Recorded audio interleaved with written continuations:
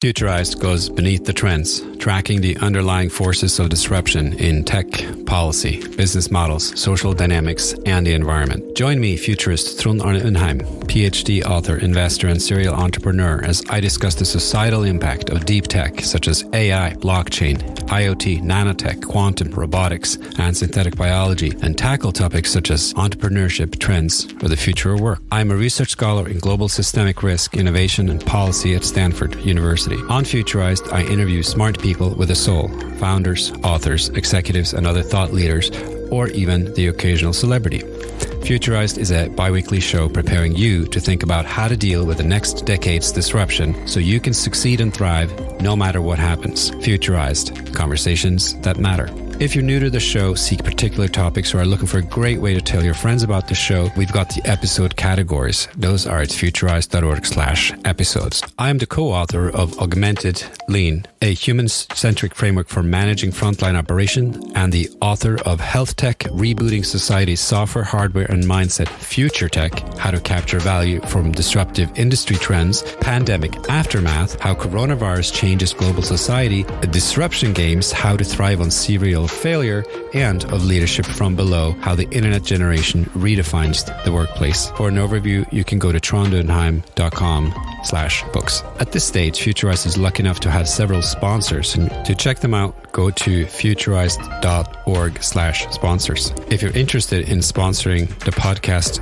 or to get an overview of other services provided by me, including how to book me for keynote speeches, please go to futurized.org/store. We'll consider all brands that have demonstrably positive contributions to the future. Before you do anything else, make sure you are subscribed to our newsletter on futurized.org, where you can find hundreds of episodes of conversations that matter to the future. Please also leave a positive review on iTunes. Thanks so much. Let's begin.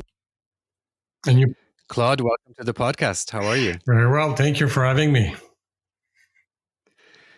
Yeah, I'm excited to talk about this very daunting and interesting and complex subject of carbon removal and the challenges associated with it. Claude, first of all, you are a chemical engineer, which I'm sure comes in handy with this question. Yeah. You got your degree from the University of Laval in Quebec, and you're a serial startup founder. You've done this several times, and a tech executive, also worked in larger companies.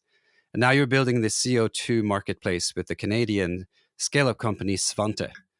How did you get into this business, Claude? You get called in one day by investors and they draft you to Vancouver. So no, I've been in the business long enough that people have known me, and I started my career in the late 1980s and worked for a company called Lavalin, which was an engineering construction company. And I got involved in developing technology from the lab into commercial operations. So I spent all my career basically working in developing the innovation process from lab to commercial, and also building large, manufacturing plants and minings on metals. So, but I was involved in 1990 with a first company called Avestor at the time, where we were developing the first metallic lithium polymer battery, all solid state batteries for electric vehicle and hybrid vehicles. So I took this technology from the size of a stamp to the size of a complete battery pack into a GM and Ford electric vehicle in the mid 1990s. So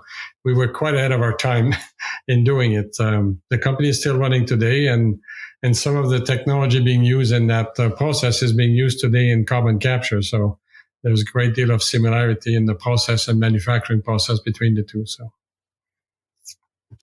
But you've also been on the investment side of companies, right? So you work on your operator, but also you've been involved on the other side. Yeah, I also work on the other spectrum of the innovation process, which is deploying large capital investment projects. So I went back to SNC Lavalin at the time, and I was running the North American operation for the mines and metals. So we had 4,000 people doing engineering construction projects in Abu Dhabi with aluminum smelters and building plants in Chile, copper plant and so far. So I understand what it takes to get a major project approved by the financial sector.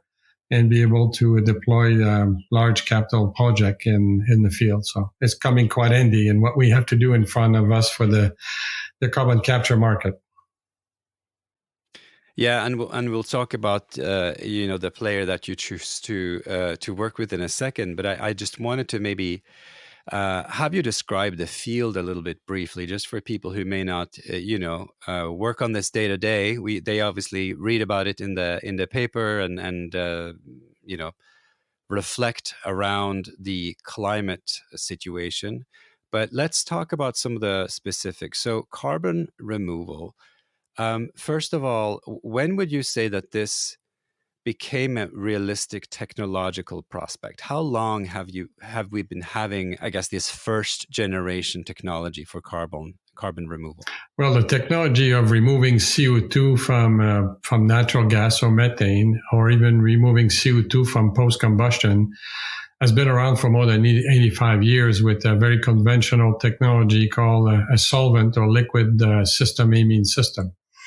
But, everything started about 125 years ago when a scientist called Svante Arrhenius, and hence the name of our company today, saw the correlation between the CO2 going in the atmosphere from man-made with the temperature of Earth going up. So, but at the same time, we were, generating more and more rubbish in our homes. So because we could smell and see the rubbish, somebody developed the waste management industry. But we didn't do anything with CO2 because, nobody could see or smell the CO2. So nature has been there to manage the carbon since that 125 years ago. So the imbalance of nature is about 1 part per million and now going to 2 parts per million. That's about, and in terms of numbers, 7 to now 18 gigaton of CO2 going in the atmosphere every year. And we have a total emission of about 40 gigaton, all industries, automotive and industrial sector, power generation and the like. So it is becoming now a very daunting number, and nature cannot cope anymore with the excess CO2 going in the atmosphere. So we need to do two things. We need first to stop emitting more CO2 in the atmosphere. So everybody calls this now net zero. So they want to take the 40 gigaton and bring it down to zero. Yes, that's one task. So, and the second one is to remove the CO2 that has been accumulating in the atmosphere and the legacy of the industrial age for the last 125 years. It's called carbon removal. So removing CO2 from the atmosphere. So my industry is called carbon capture and removal. Point source, carbon capture. Carbon removal is perceived as now called carbon dioxide removal. So direct air capture is the one that people talk about the most. But there's also nature-based in other ways of removing the CO2 from the atmosphere than engineering solutions. So we need to provide now an engineering solution to this problem. So the net zero pledge of going to 40 gigaton basically means that we need to deploy more renewable than we ever did. We need to go in electrification of the transport industry with more EV than we ever seen.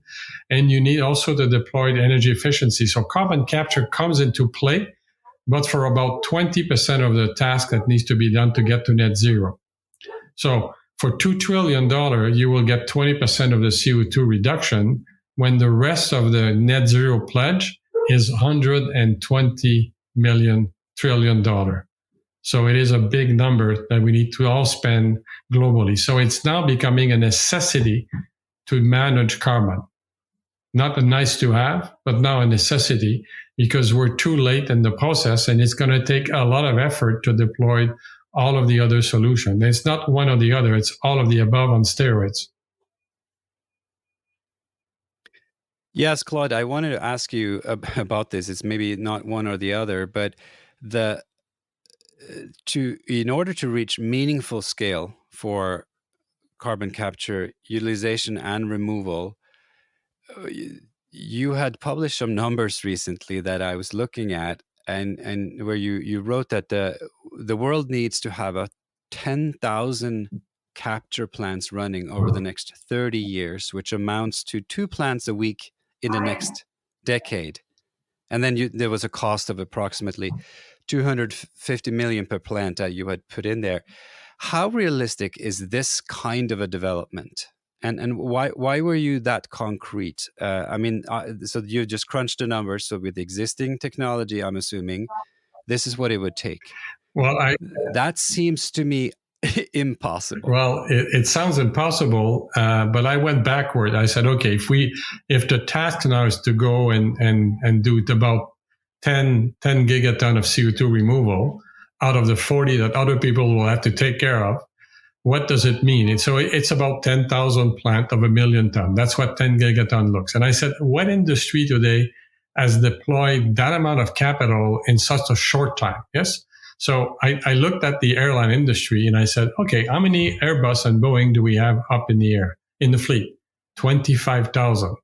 The cost of an Airbus and Boeing is about $300 million. So, okay, about the same investment as a carbon capture plant. So the industry in the last 25 years was able to develop the airline industry with Airbus and Boeing dominating the market in building commercial aircraft. Now, the parallel I'm making is this is the same one we need to do with carbon capture.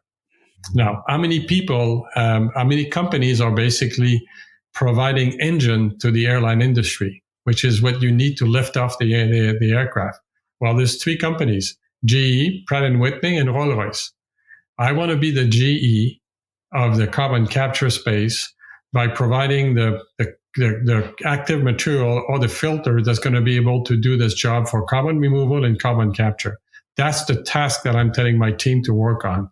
And there will be other companies providing cryogenic technology, liquid solvent, other types of technology or solution to do the carbon capture and removal. But that industry as itself has to be at that scale.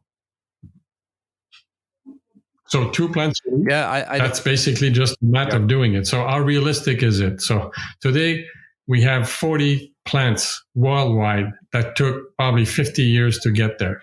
So there was no serious willingness of doing it. So now we have the technology to do this. We have the need because it's now a necessity to do it. And then in North America, particularly in the US, we now have a way to monetize the CO2 because that's the key to all this. Who's going to pay for it? And that monetization is called a tax credit called 45Q that the U.S. government has put under the Trump administration at $50 per ton. And with the IRA recently, it was bumped up to $85 per ton.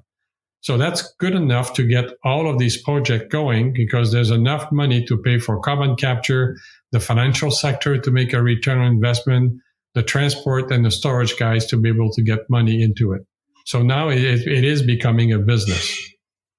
But we need to get going, and we need to get going at a rate that's going to escalate quickly to zero, from 0 plant last year to probably 150 plants by the end of 2030, and escalating quickly to more than 10,000 of these plants if we want to reach the gigaton level within the next 10 years.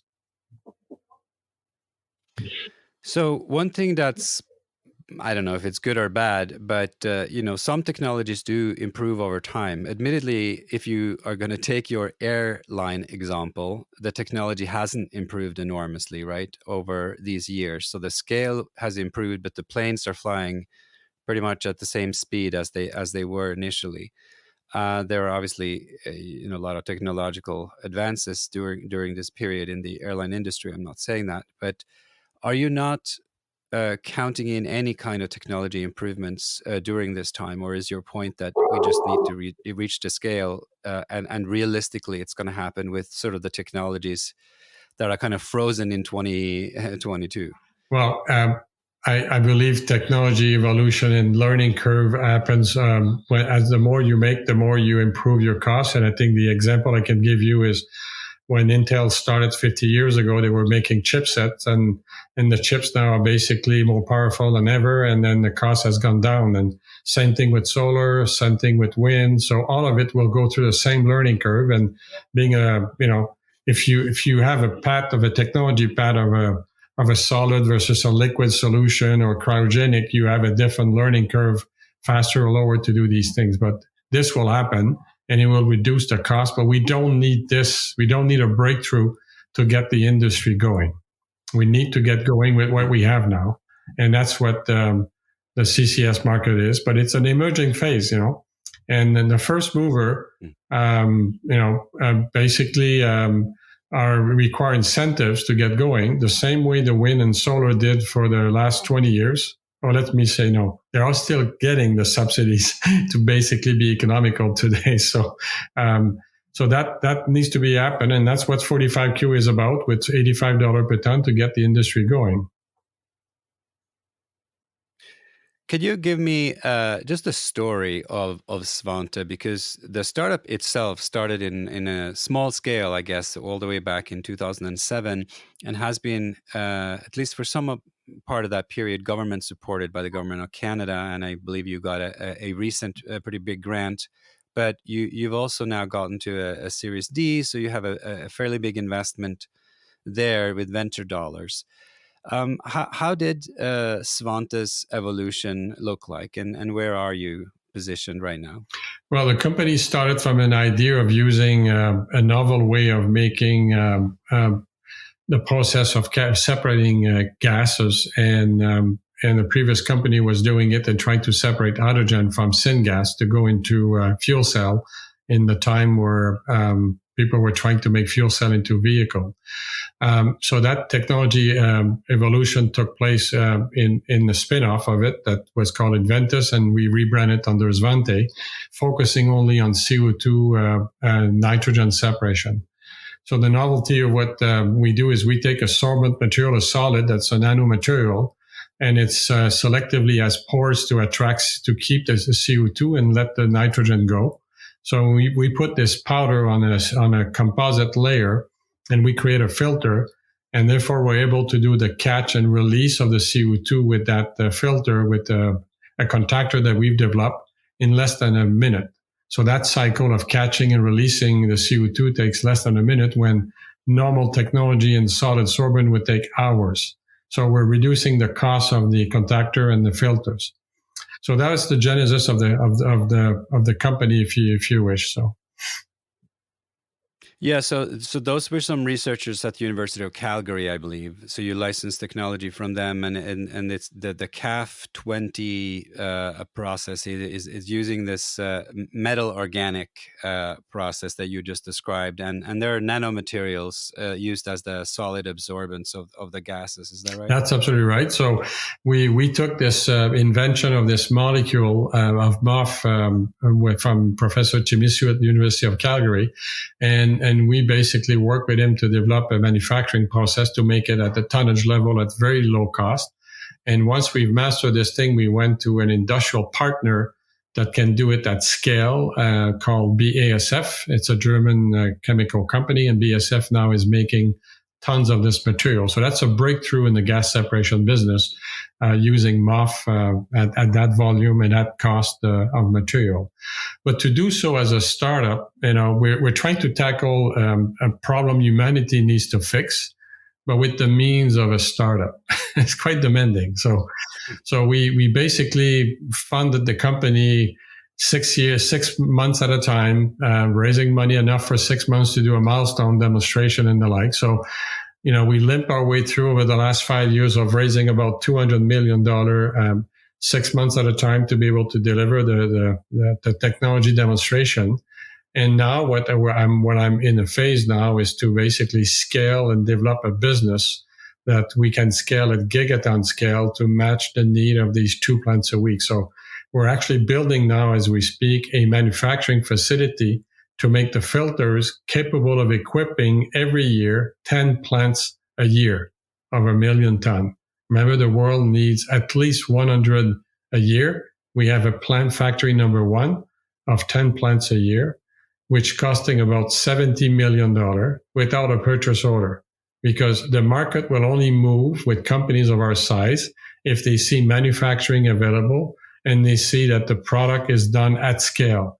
So we're now closing very shortly. We'll be announcing a Series E financing of multi-million dollar, hundreds of millions of dollars, to be able to implement the business plan that we have forward to be a dominant player in that industry.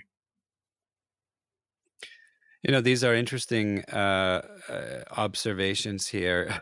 Sort of trying to solve humanity's biggest current problem on startup dollars. It doesn't seem to me like this is the plan humanity should have for carbon capture. If you asked me, the ideal case, but I guess founding milestone after milestone is also a way to do it. But if someone had come to you, a while back before you got into this business, this madness, I guess, of kind of scaling, hyper scaling something that's never been done, essentially on a shoestring, because I know you're talking about hundreds of millions of dollars, and you already have, over $100 million, but I know manufacturing at that scale can't be cheap, and there are no corporate companies that operate like this, right? That if they were running a mega project, they would have been spending $1 billion by now.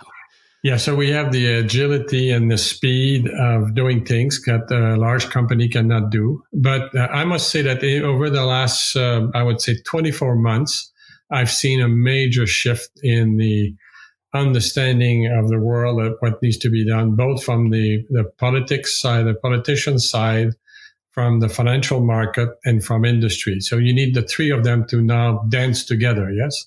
So the financial market took the lead of really pushing the ESG agenda, and into it quantifying what it costs to be net zero. So when you have now the financial market saying it's going to cost $120 trillion to do net zero, and then I come in and says, well, carbon capture is $2 trillion, I look like a bargain, yes? Like before, it was not the case. So I think this is helping, and also the monetization, the business model that allows everyone to manage the carbon is now becoming more accepted by everyone. So I was in the EV batteries in mid 1990. We were like 35 years ahead of our time, and today. I think what the difference with carbon capture today to compare to where we were with batteries in the 1990s is that we have all the external factor aligning themselves to basically make this a reality. So I'm very, very positive about the future of deployment of CCS. So there are a lot of critics of these approaches as well, obviously. One of them, generally being a good part of the environmental movement that feels like this is kind of a stopgap measure, and it's continuing the reign of the energy companies. It continues essentially their business model. What do you say to that kind of critique? Well, I think this is becoming from the fact that every cause needs an enemy to promote its cause, yes? And the renewable industry needed a cause, and they basically use the oil and gas as the enemy, and were able to create the awareness of using renewable energy for our power generation. Mission accomplished. Thank you. Great. Now we need to change the narrative.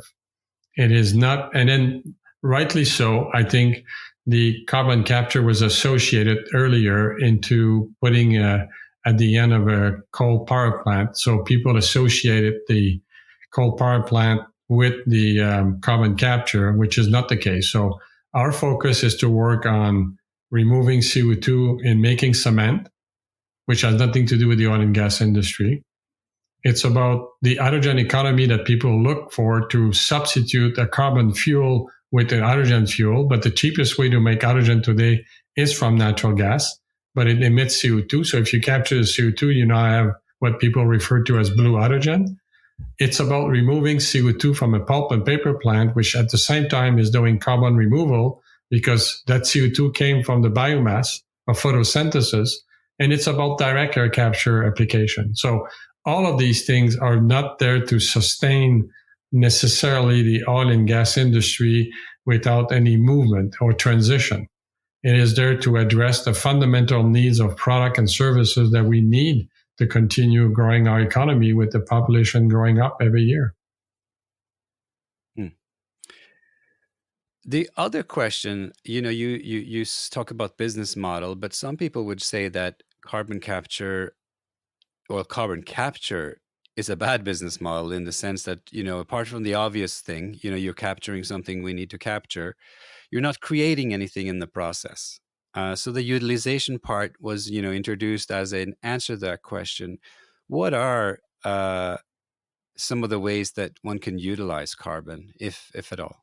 Well, there is a few ways you can use CO2, but you have to remember chemically CO2 is a stable product of the degradation of a chemical reaction. So it's a byproduct that is very, very stable. So if you want to reuse CO2, you need to recombine it if you want to make fuel with hydrogen, which costs a lot of energy. So why go through this source of carbon to make fuel if you have a cheapest way of doing it? So I think people are basically, when you buy a mattress now, you buy it on Amazon. Yes, it's in a small box. And then you open up, if you make the mistake of opening that up in your garage, like I did the first time, you end up having a double bed in your garage that you saw in a small box. So the reason why you can compress this mattress is because you have a chain of carbon that is coming from multiple sources of CO2 being put in the process to make this. But the consumption of it is like a few 10 million tons of CO2 worldwide. So far away from the gigaton or the billions of tons of CO2 we need to do. So today, the only way I see to be able to do this job quickly in the next 30 years is to put the carbon back where it came from, which is basically storing CO2. And it sounds drastic, but it's not that complicated. You drink fuzzy water. Yes. You buy now a bottle of water. Sure. You basically push CO2 into it and you make bubbly water. Yes. Well, that's the same thing people do 3 kilometers down.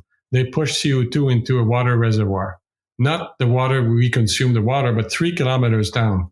And then in that saline reservoir, there is some salt, and that salt reacts with the CO2 and creates a mineral that stays in there. So you're locking the CO2 there for thousands of years. So that's where it came from. That's where it needs to go back. This is a $10, $20 per ton cost to put it back and capturing it 50.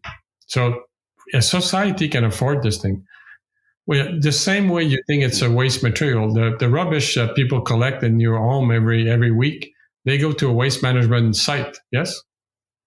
Are we recycling all the material?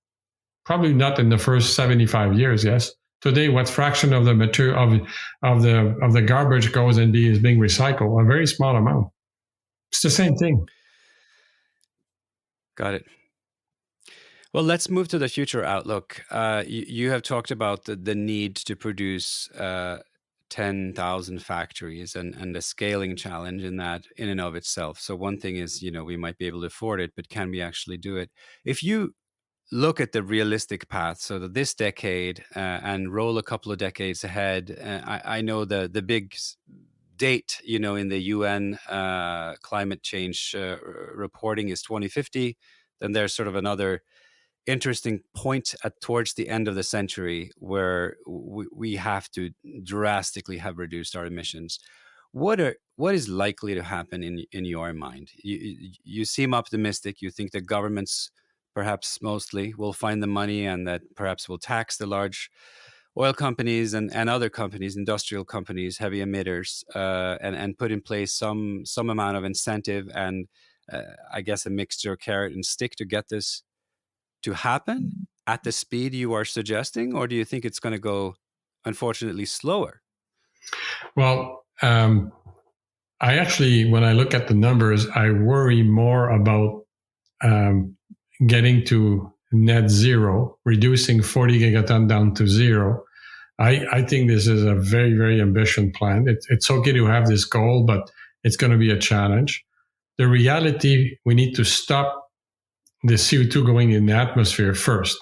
So that's 18 gigaton. It's about half of it. So if we do half of that, we've done pretty good. Yes. And then eventually it'll take more times to reduce this thing down to zero and remove the CO2 in the atmosphere and all of it. So when you look at the contribution of the various solutions to do this, I worry about the deployment of solar and wind. People think they've seen wind and solar. They haven't seen the tip of the iceberg. So that's going to require trillions and trillions of dollars. We've spent $4 trillion in the last 10 years to get 0.1% of the power generation on the renewable. We're talking about 2 trillion here for carbon capture for 20% of the CO2. So this is the one that gives you the more bang for your buck in CCS. So I'm putting my money, my effort on this one. I'm not saying renewable cannot be done. It has to be done. We have to do this. Yes, we have to do electric vehicle the same way. But those industry will take time because there's a lot of resistance in this. But it's not sexy to do carbon capture. Nobody talks about this because nobody will ever seen a cement factory in its life. Most of it. Yes, most of it will never see a carbon capture plant. You cannot touch like you have an electric vehicle or see a windmill turning. But this will happen. You need just a handful of companies and technology providers to get the job done. And if the financial market is supporting this, it will happen. It will happen. Claude, can we talk about that aspect for a second? Because with other technologies, you mentioned wind and solar, but both wind and solar, actually, and even hydropower, all of them have had social movements at one moment or another against them because the infrastructure is either ugly or perceived to be invading natural habitats, destroying aesthetic value. Is there not that kind of concern of yours? You said right now the opposite is the problem. Nobody sees a carbon capture facility, but that's when there's 40 of them hidden away and tiny little demo factories. What will this animal look like when these 10,000 factories go up? So is there a movement to build cement factories? Is there a movement against building a steel plant? Is there a movement in building a chemical plant to make the product we need? Not as much, yes, as what you would think so. So this is an add-on end of the pipe into an existing industrial infrastructure. So I think it's going to go under the radar of most people. The only thing that people will debate and see in their backyard is when somebody puts a pipeline or somebody decides to do a CO2 hubs, but those CO2 hubs will be offshore or close to area where there's industrial activity, so they won't necessarily see it, but the pipeline, they may see it. So is there a movement against pipeline in general? Yes. But that's something we'll have to tackle. Mm-hmm. Lastly, I want to just ask you a little bit about the ecosystem around you. For Svante, right, I understand you are collaborating with one of the few other ones, Climeworks, the startup that has a facility famously on Iceland, and you have a pilot with Chevron. Who are the main players, and why would you collaborate with other startups in this endeavor if you are direct competitors? Well, we're not direct competitors. We're partners. So in a sense, first of all, to me, the people ask me, what's your competition? I reply, it's doing nothing.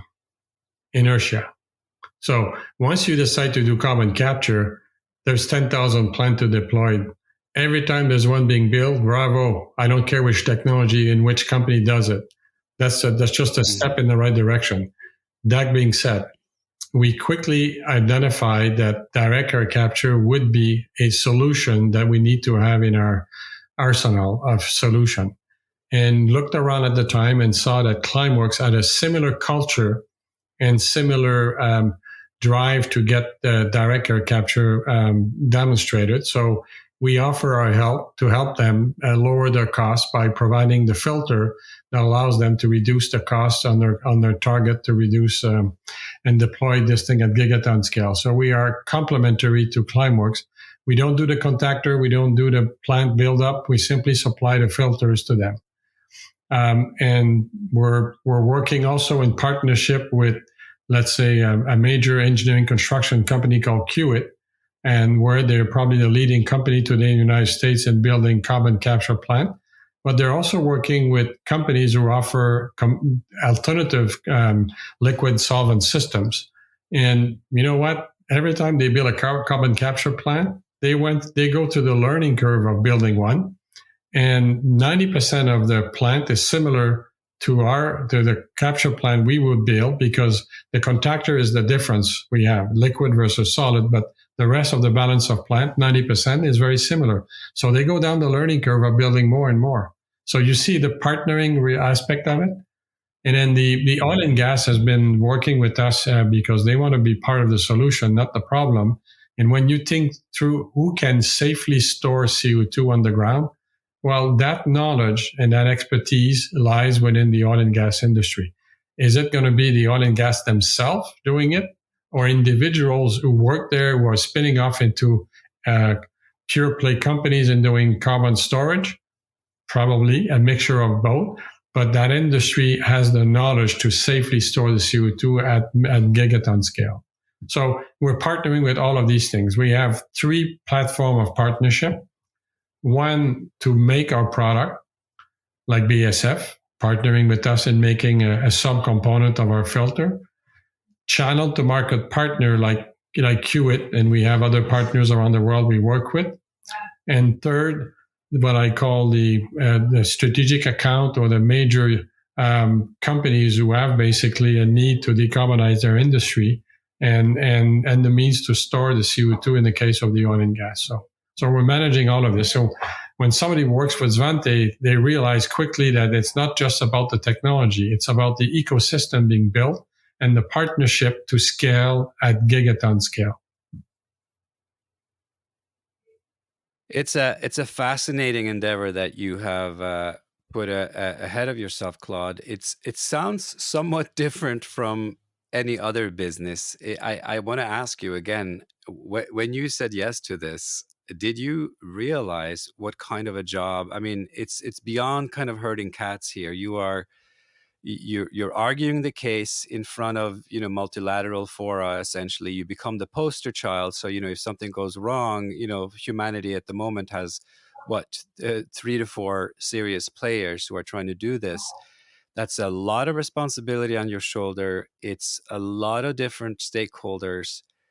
How do you sleep at night with that kind of responsibility? Well, I don't take this that seriously. It sounds very serious the way you're explaining it. But I'm trying to have fun out of it, and I'm trying to build a team that basically can survive and through the time. And it's I see business as a game in a certain way. I don't want to sound this like it's a light way, but you need to stay in the game. Yes, not win the game, because if you win the game, you lose because there's no more game. So if you want to stay in the game, you need to make sure that the industry is growing and partnership are there and people are there, and you need to find your place into that ecosystem. So I like doing this. That's what I've done all my life. I've done it with new technology out of the lab and into bigger ones, and I'm just having fun. I hope my team does well. I'm glad to hear it. That's fantastic. That's fantastic. Well, on that note, Claude, I think there's definitely been a learning curve here for me. It's hard to imagine all these types of activities, and the numbers and the scaling challenge, the manufacturing challenge is truly staggering.